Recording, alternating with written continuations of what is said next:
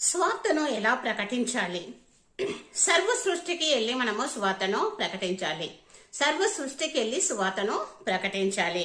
నమ్మి బాప్తిసము పొందినవాడు రక్షించబడును, నమ్మని వానికి శిక్ష విధించబడునని మార్కు సువార్త 16:16 మనకు చెప్తుంది.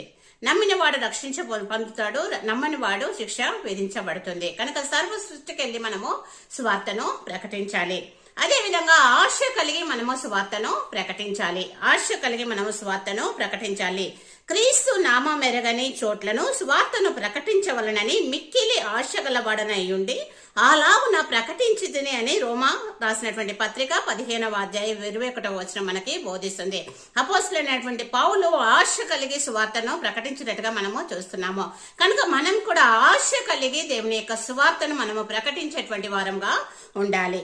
మూడోదిగా చూసినట్లయితే మనము భారంతో సువార్తను ప్రకటించాలి. భారంతో మనము సువార్తను ప్రకటించాలి. సువార్తను ప్రకటింపవలసిన భారము నా మీద మోపబడి ఉన్నది.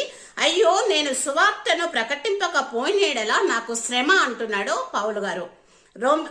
మొదటి కొరింథీయులకు రాసినటువంటి పత్రిక 9వ అధ్యాయము 16వ వచనము. భారము కలిగి మనము సువార్తను ప్రకటించాలి. అదే విధంగా ధైర్యంగా ప్రకటించాలి. సువార్తను మనము ధైర్యంగా ప్రకటించాలి. మరియు నేను దేని నిమిత్తము రాయబారనై సంఖ్యలలో ఉన్నానో ఆ సువార్త మర్మమును ధైర్యంగా తెలియజేయుటకు నేను మాటలాడా నోరు తెరుచుచున్నాను అంటున్నాడు ఇక్కడ పౌలు. ధైర్యంతో సంఖ్యలలో ఉన్నప్పటికీ కూడా సువార్త మర్మమును ధైర్యంగా తెలియజేయుటకు నోరుతో మాట్లాడుతున్నానని చెప్తున్నాడు. ధైర్యంతో సువార్తను మనం ఇక్కడ ప్రకటించాలి. అదే విధంగా మనం 5వదిగా చూసినట్లయితే సాక్షార్థంగా ప్రకటించాలి. మరియు ఈ రాజ్య సువార్త సకల జనములకు సాక్షార్థమై లోకమంతటను ప్రకటింపబడును, అటు తర్వాత అంతము వచ్చును అని మత్తయి సువార్త 24:14వ వచనం మనకి తెలియజేస్తుంది. సాక్షార్థంగా మనము ప్రకటించాలి. ఎప్పుడైతే సువార్త అంతటా ప్రకటింపబడుతుందో అప్పుడు యేసుక్రీస్తు ప్రభువారు వస్తారు. నమ్ము ప్రతి వానికి రక్షణ కలగజేయుటకు దేవుని శక్తి అయి ఉన్నదని రోమా 1:16 మనకి తెలియజేస్తుంది.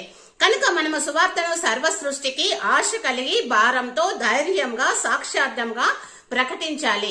అప్పుడు దేవుడి యొక్క అంతము వస్తుంది. కనుక సువార్తను ప్రకటించేటకు ఆశ కలిగి దేవుని యొక్క వాక్యాన్ని మనందరం కూడా ప్రకటిస్తాము. ఆశ కలిగి దేవుని యొక్క వాక్యాన్ని ప్రకటిద్దాము. దేవుడు ఇటు వాక్యాన్ని మనందరి హృదయంలో ఫలింప చేయునుగాక. దేవుడు మనందరినీ కూడా ఆశీర్వదించును గాక.